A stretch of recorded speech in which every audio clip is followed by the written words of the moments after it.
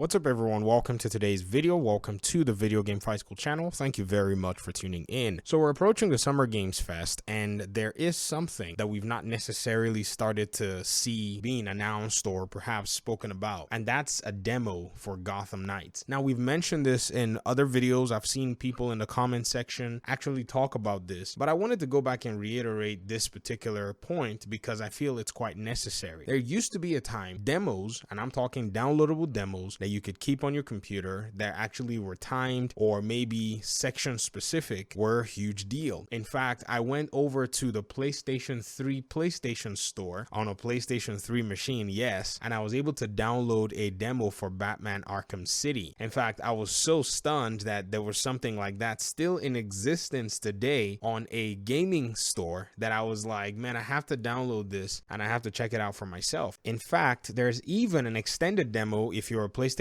Plus owner. I think it's for 1 hour, and I don't necessarily know the segment of the game. I think it's probably a demo or trial of the full game, and then after an hour the game kind of stops you from playing or progressing, and you can probably keep your progress when you purchase the full game. This is truly important because in today's day and age we've been seeing a lot of the betas show up for different games. However, Gotham Knights on the other hand is a game that does have a cooperative side to it, and I think for a demo there really has to be a lot of different interesting parameters that can be curated by the developers to be able to help for the community to sample the game and see or answer some questions that they probably have. Now here's the challenge nonetheless with a game like Gotham Knights. There are 4 characters, and in order for you to be able to get a feel for the game in a sense, they'll probably have to make a concession in regard to who you're going to be playing, what mission you're going to be playing, what segment, and all in all. So let's go ahead and look a little bit into this Batman Arkham City demo that's on the PlayStation Store, and I'll basically just show you guys some of the footage that I have, where it starts from and where it ends.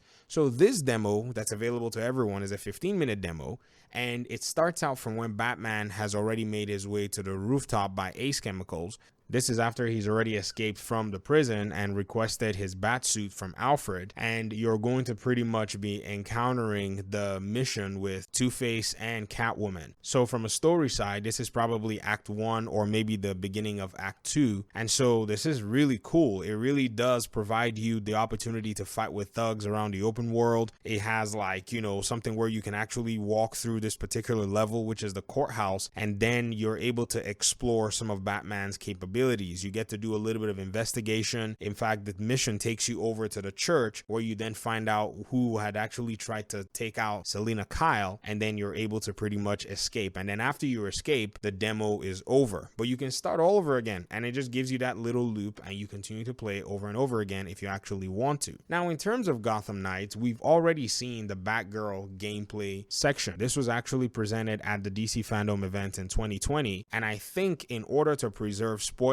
this should be a segment of the game that they can use as a gameplay demo, and then perhaps maybe add a side mission or some crime in progress just to allow for people to be able to maybe roam the world for a little bit. A 15-minute demo really can make or break a game in terms of having somebody make a decision as to a potential sale, and I think this is something that fans really do want and really are in a sense asking to see, because this game is not going to be following a lot of the different premise or paradigms in the Arkham games. In terms of mechanics, things are probably going to be mostly different because you already have different knights. Yes, we're going to see similarities. In fact, I just made a video recently. We're going to be seeing a lot of similarities between Batgirl and Robin in terms of their Predator and in terms of their encounters with different characters. But at the end of the day, there is one thing that really does stand out for a lot of gamers, and that's game feel. Game feel is a big deal. In fact, you cannot necessarily judge a video game by looking at it. It's very hard to do. You really have to feel the controls. You really have to feel the way the characters move. You have to feel the way a lot of things like the camera and how responsive the game is to you as a player in order for you to start to get a sense of how this game is going to play for you. And gameplay demos, betas, or whatever it is you want to call it, they really provide that for the player. And I think that this is where Gotham Knights really needs to start pushing in terms of how it's going to garner its community to get around it. I know we're getting another world premiere at the Summer Games Fest, but another world premiere is probably not going to answer a lot of these questions, and it may seem like we're asking a lot more of the developers. But keep in mind that it's been so many years in between developing games from Warner Brothers Games Montreal, even from Rocksteady, and it's also been so many years where we've seen the gaming industry evolve heavily from back then, when it was quite simpler to just make a game that was just maybe 10, 15, 20 hours long, and gamers were satisfied with that. Over time, the industry got super competitive. Everyone right now wants to make a 25-hour campaign with about 60 hours of side missions or ongoing rejuvenating gameplay cycles that you have to actually come back to, and just to keep players within their ecosystems. And that has, in a sense, caused for some companies to make decisions that have eroded the trust of a lot of gamers. So if we're seeing a lot of these mixed feelings and all, it's because of what has taken place in the past in the gaming scene since the last few Arkham games were released. One final point that I would like to make is, even on Steam, the Arkham City and Arkham Asylum demos are actually available for you to download. So if you have a gaming PC or a gaming laptop, maybe you've never played any of the Arkham games and you're looking forward to Gotham Knights, and you kind of want to get a feel for what it is many of us that are from the Arkham community have been talking about, you can actually go into the Steam store. You can look up the Arkham City page and the Arkham Asylum page, and you're going to find that there are playable demos for both games. Now, I wish there was a demo for Batman Arkham Knight, but I just can tell you straight off, if you just want to take my word for it, it's actually one of the finest superhero gaming experiences that you're going to get out there. There's no doubt about it. There are parts that are bloated. There are systems that people don't necessarily like. There are story aspects that disappointed fans. But when it comes to gameplay and mechanics, there's actually almost no video game out there that really runs like the game. In fact, the only game you probably have to point to give it any kind of competition is Spider-Man, but the superhero in that sense is kind of different. So you'd really have to be hard pressed to find another superhero game where the hero in question is a human being that's not mutated with some extra powers that can actually play like the Arkham games. So I want to hear your thoughts about this particular scenario regarding a demo. Do you think it's necessary for the game to actually be able to appeal to more fans and even able to give the fans a little bit more confidence? Talk to me in the comment section. I really appreciate you guys for taking the time to watch the video. Hopefully we'll talk in another one. Peace out.